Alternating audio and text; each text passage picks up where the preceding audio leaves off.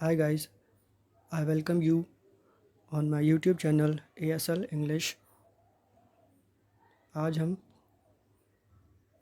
CBSE board की class 12th की flamingo book का फर्स्ट चैप्टर पढ़ेंगे जिसका नाम है द लास्ट लेसन। चलिए स्टार्ट करते हैं। पहले हम बात कर लेते हैं अबाउट द ऑथर के बारे में। इनका नाम है अल्फोंसे डॉडे। तो Alphonse Daudet was a French novelist and short story writer. Alphonse Daudet जो थे वो एक फ्रांस के नॉवलिस्ट मतलब उपन्यासकार और एक स्टोरी राइटर भी थे। The last lesson is set in the days of Franco Prussian war. और जो द लास्ट लेसन है ये कब लिखा गया था? फ्रैंको प्रशियन वार यानी फ्रांस और प्रशिया के वॉर के बीच के समय लिखा गया था। In which France was defeated by Prussia led by Bismarck, जिसमें फ्रांस की हार हुई थी प्रशिया के द्वारा और जिसको लीड कर रहा था बिस्मार्क। यानी बिस्मार्क के नेतृत्व में प्रशिया के द्वारा फ्रांस को डिफीट किया गया यानी पराजित किया गया। Prussia then consisted of what now are the nations of Germany, Poland and parts of Austria. Prussia में कौन कौन से देश उस समय आते थे जो अब कहलाते हैं जर्मनी, पोलैंड और ऑस्ट्रिया के पार्ट्स यानी ऑस्ट्रिया के कुछ भाग। In this story the French districts of Alsace and Lorraine have passed into Prussian hands. इस स्टोरी में फ्रांस के दो डिस्ट्रिक्ट्स हैं अल्सेक एंड लॉरेन जो कि अब प्रशिया के हाथों में चले गए हैं। Read the story to find out what effect this had on life at school. इस स्टोरी को पढ़ते हैं और ये पता लगाते हैं कि इसका क्या प्रभाव पड़ा स्कूल की लाइफ पर। चलिए आगे बढ़ते हैं अब। I started for school very let that morning and was in great dread of scolding. मैं राइटर यहाँ पे कह रहा है कि मैं स्कूल जाने में मैंने लेट शुरुआत की उस सुबह।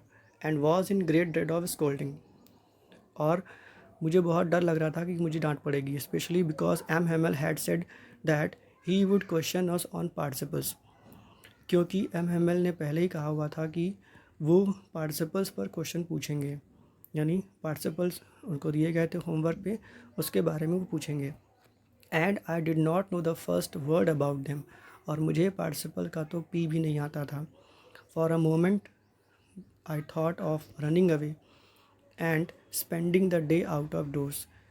एक पल के लिए मुझे लगा या मैंने सोचा कि मैं वहाँ से भाग जाऊँ and spending the day out of doors, और मैं अपना पूरा दिन बाहर कहीं बिताऊँ। It was so warm, so bright. वहाँ का जो मौसम था बहुत वार्म यानी गर्म था, सो ब्राइट बहुत धूप भरा था। The birds were chirping at the edge of the woods. चिड़िया चहचहा रही थी वहाँ पर जंगल में। And in the open field back of the saw mill the Prussian soldiers were drilling. और वहाँ पे जो सॉ मिल थी उसके खुले मैदान में प्रशिया के सोल्जर्स थे जो ड्रिल कर रहे थे। It was all much more tempting than the rule for participles. ये सभी कुछ जो था काफ़ी आकर्षक था पार्टिसिपल के रूल से कहीं अधिक। But I had the strength to resist and hurried off to school. लेकिन मैंने इन सब चीज़ों को छोड़कर स्कूल की तरफ जल्दी जल्दी गया। When I passed the town hall, there was a crowd in front of the bulletin board। जैसे ही मैंने टाउन हॉल को क्रॉस किया यानी पास किया, वहाँ पे एक भीड़ मैंने देखी in front of the bulletin board के सामने। For the last 2 years all our bad news had come from there. पिछले 2 सालों से सारी जो बैड न्यूज़ होती थी वो वहाँ पर छपती थी, मतलब वो वहाँ पर नोटिस में वो बोर्ड पर लगाई जाती थी। द लॉस्ट बैटल्स, जो बैटल्स हमने हारे। The draft orders of commanding officers, और जो ऑर्डर्स वगैरह आते थे कमांडिंग ऑफिसर से वे सब वहाँ पे लगाए जाते थे। And I thought to myself without stopping what can be the matter now. अब मैंने सोचा बिना रुके हुए मैंने सोचा कि अब क्या बात हो सकती है। Then I hurried by as fast as I could. तब मैं जल्दी जल्दी वहाँ से चल रहा था जितना जल्दी मैं जा सकता था। द ब्लैक स्मिथ, तो ब्लैक स्मिथ किसे कहते हैं? ब्लैक स्मिथ लोहार होता है जिसका नाम वॉस्टर है। हु वॉज देयर, जो वहाँ पर था, विद इज अप्रेंटिस, अप्रेंटिस मतलब अपने जूनियर के साथ, रीडिंग द बुलेटिन, जो उस बुलेटिन बोर्ड को पढ़ रहा था। कॉल्ड आफ्टर मी, जिसने मुझे बुलाया। Don't go so fast bub, you will get to your school in plenty of time. तुम बहुत तेज़ मत जाओ, तुम अपने स्कूल में, तुम्हारे स्कूल पहुंचने में भी काफ़ी समय है। I thought he was making fun of me, मुझे लगा कि वो मेरा मजाक उड़ा रहा था। And reached M Hamel's little garden all out of breath, और मैं जल्दी जल्दी सांस लेता हुआ एम हेमल्स के लिटिल गार्डन या छोटे से गार्डन में पहुंचा। Usually when school begin, usually मतलब रोज़ की तरह जब स्कूल शुरू होता है, देयर वॉज अ ग्रेट बसल, वहाँ पे बहुत शोर होता था। Which could be heard out in the street, जिसे हम बाहर गली से भी सुन सकते थे। The opening and closing of desk, किस तरह का शोर होता था वहाँ पर, डेस्क के खुलने और बंद होने की आवाज़। लेसन्स रिपीटेड इन यूनिजन, जो लेसन्स मतलब एक सुर में जो बच्चे पाठ को बार बार दोहराते थे, उसकी आवाज़। वेरी लाउड, बहुत तेज़ होती थी। With our hands over our ears to understand better, इतनी तेज़ आवाज़ होती थी कि अगर हम अपने हाथ अपने कान पर रख दें तब भी हमें वो आवाज़ें सुनाई पड़ती थी। And the teacher's great ruler rapping on the table, और जो टीचर का जो बड़ा सा रूलर होता था, उसके टेबल पे पटकने की आवाज़ भी समझ में आती थी। But now it was all so still, लेकिन अब ये सब कुछ बहुत शांत था। I had counted on the commotion to get to my desk without being seen, मैं पहले जैसे इस शोर का फ़ायदा उठा करके अपने डेस्क पे पहुंच जाता था बिना किसी के देखे हुए। But of course that day, लेकिन वाकई में उस दिन, everything had to be as quiet as Sunday morning, उस दिन सब कुछ इतना शांत था जितना कि संडे मॉर्निंग को होता है। Through the window I saw my classmates, window से मैंने अपने क्लासमेट्स को देखा, ऑलरेडी इन देयर प्लेसेस, जो अपने जगहों पर पहले से ही बैठे हुए थे। And M Hamel walking up and down with this terrible iron ruler under his arm, और एम हैमल हैं जो यहाँ वहाँ टहल रहे थे अपने लोहे के रूलर के साथ। I had to open the door and go in before everybody, मुझे दरवाज़ा खोलना था और सबके सामने अंदर जाना था। You can imagine how I blessed, आप इमेजिन कल्पना कर सकते हैं मैं कितना शर्मिंदा था। And how frightened I was, और मैं कितना डरा हुआ था। बट नथिंग हैपेंड, लेकिन कुछ नहीं हुआ।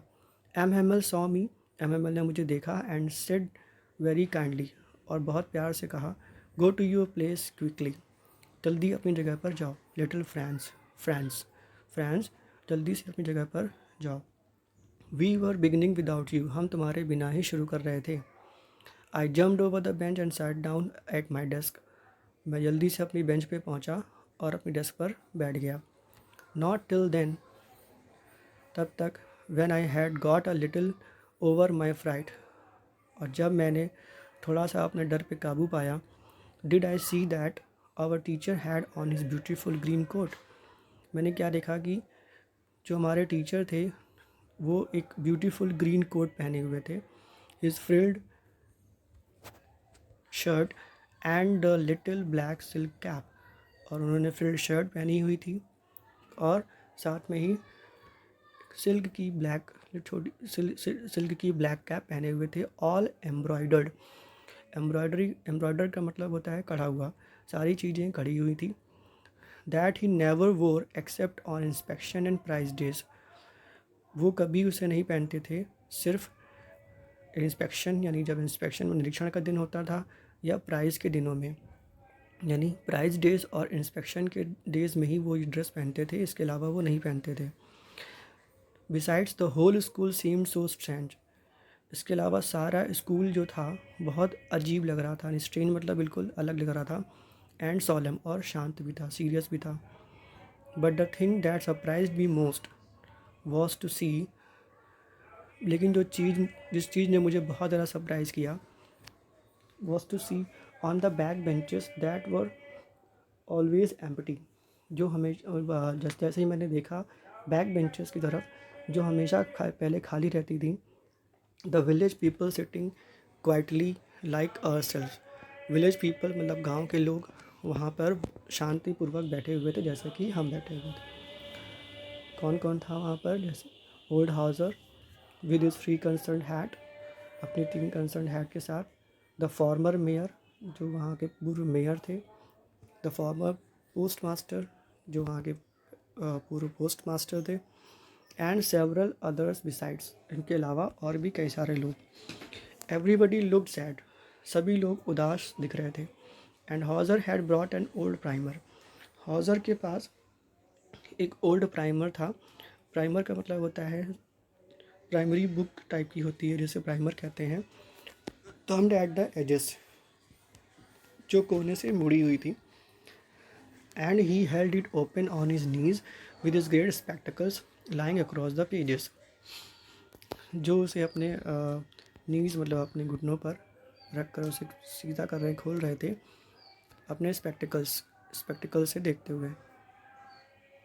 स्पेक्टिकल्स मीन चश्मे। While I was wondering about it all, जब मैं इन सब चीज़ के बारे में बहुत ही आश्चर्यचकित था। M Hamel mounted his chair, M Hamel अपनी चेयर पर बैठे। And in the same grave and gentle tone, और उसी जेंटल टोन और उसी मतलब ग्रेव के साथ उन्होंने कहा, which he had use to me, जो मेरे लिए यूज़ करते थे पहले। My children, this is the last lesson I shall give you, मेरे बच्चों यह लास्ट लेसन है जो मैं आज आपको पढ़ाऊँगा। The order has come from Berlin, Berlin से ऑर्डर आया हुआ है to teach only German in the schools of Alsace and Lauren.